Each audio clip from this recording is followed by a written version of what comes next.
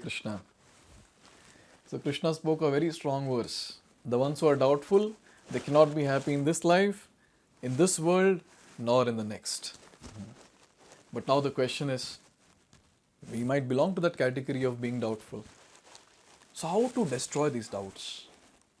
And this is answered by Krishna himself in this particular shloka that we're going to discuss today. Shloka number 41. Yoga sanyasta karmanam jnana sanchinna samshayam atmavantam na karmani nibhadnanti dhananjaya. So here Krishna is saying yoga. Yoga means that person who is acting in devotional service. Yoga. Sanyasta karmanam. Sanyasta, the one who has renounced. Renounced what? Karmanam, the fruits of action.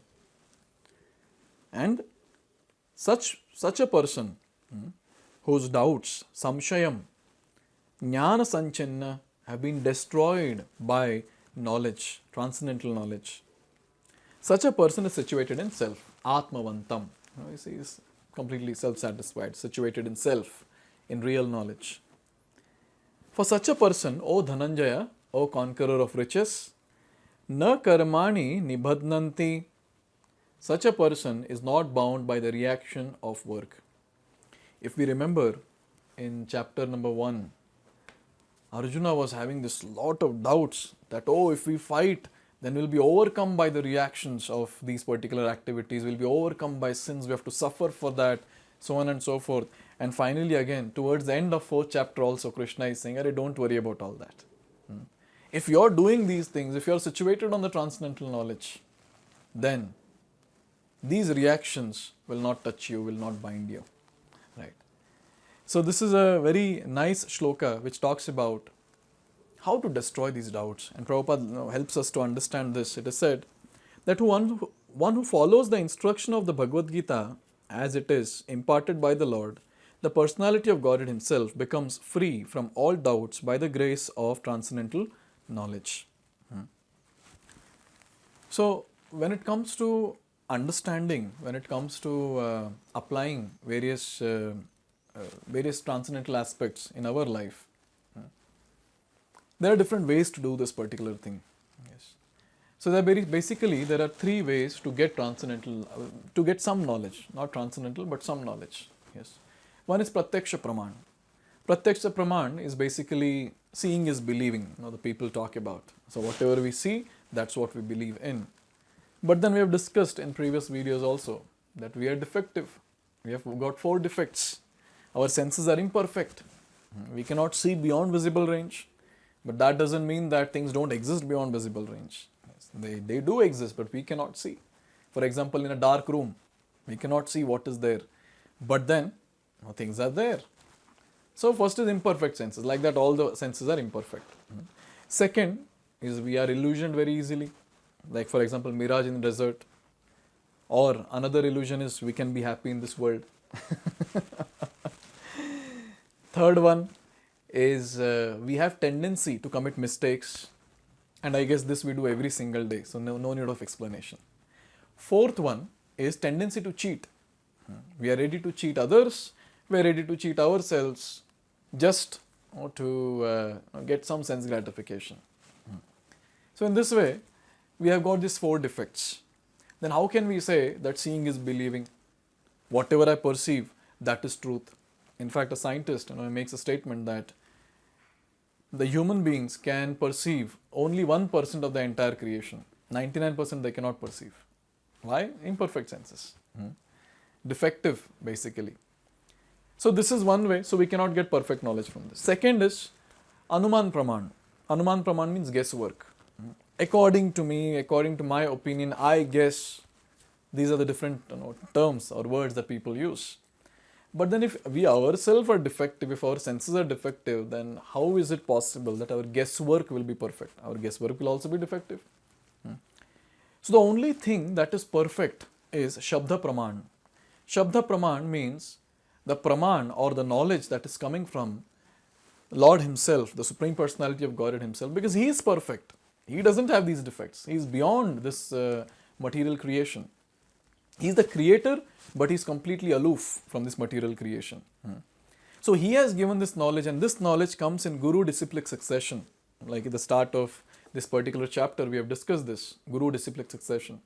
So this knowledge is coming in guru-disciplic succession, and since it is coming in unbroken chain of selfless people, so this knowledge remains perfect, because the knowledge given by Krishna comes as it is to the living entity, to us.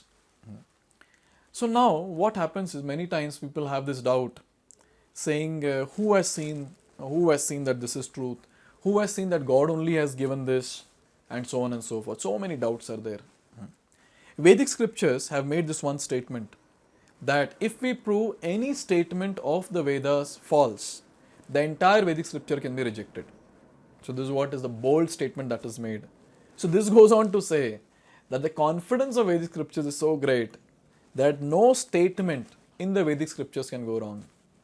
And what to talk about Bhagavad Gita? Bhagavad Gita is something which is directly spoken by Lord Sri Krishna. All others are also like that, but then Vyasadeva has penned it down from the various transcendental sound. But then when it comes to Bhagavad Gita, it is directly spoken by Krishna on the battlefield of Kurukshetra to Arjuna. Now when we have these doubts that no, how is it possible, how it will work, 5,000 years back Bhagavad Gita was given, and so on and so forth, and the n number of doubts that people have. Right? So for such people, now one thing that is always suggested is, apply these principles and see. Apply these principles in life and see. Like for example, if I start describing about, say, Rasgulla, that Rasgulla is white, it is very, very fluffy, and then if you remove it from the sugar syrup, it is dripping, it's very sweet. If you put it in the mouth, it gives a very, very nice cottony, fluffy effect. Now if I go on describing this, the other person might say, no, I don't believe in all this. Then what do we tell that person? Open your mouth and just throw one Rasgulla into his mouth. And then he says, whatever you said is correct. Same thing here also. Maybe reading this, maybe hearing this, we might not have that faith. We might doubt. But then as soon as we start applying these principles in life, and when we see transformation in our own life, automatically we'll have intense faith in Bhagavad Gita and other prominent Vedic literatures. So what is needed? Tasting the pudding is needed. Then we'll understand, yes, this is how the pudding tastes. Yes. Similarly, when it comes to Bhagavad Gita, we have to apply this in our life and see now how great it is and what transformation it brings in our own life. So just by applying Bhagavad Gita in our day-to-day life, now we'll have these various transformations that we will see. In fact, there are many things that we'll be seeing in future chapters also. But then this faith, little faith should be there that, okay, I'm trying so many things of this world. Let me try this one thing. Sincerely let me try. Let me give a try sincerely. And see, so many people are telling Bhagavad Gita has solutions to all the problems. Bhagavad Gita can help the person transform his entire life. If so many great souls are saying, there will be some truth in this. Let us start with this little faith. And when we start with this little faith and start applying the principles of Bhagavad Gita in our life, automatically when the transformation comes, the faith will increase a bit. And with that more faith, when we apply the principles with more sincerity and seriousness, our faith will increase more and more and more and more. And then we'll become staunch followers of Bhagavad Gita. And such staunch followers are the happiest people on earth. And that's what is spoken here. It is said that the ones who understand that we are part and parcel of the Lord is already established in self-knowledge. And he is undoubtedly above the bondage of action. Now, if a person is beyond the bondage to any action, a person who is situated in self, in proper transcendental knowledge, who can stop him from being peaceful, satisfied and happy? Yes, he is not bound by anything.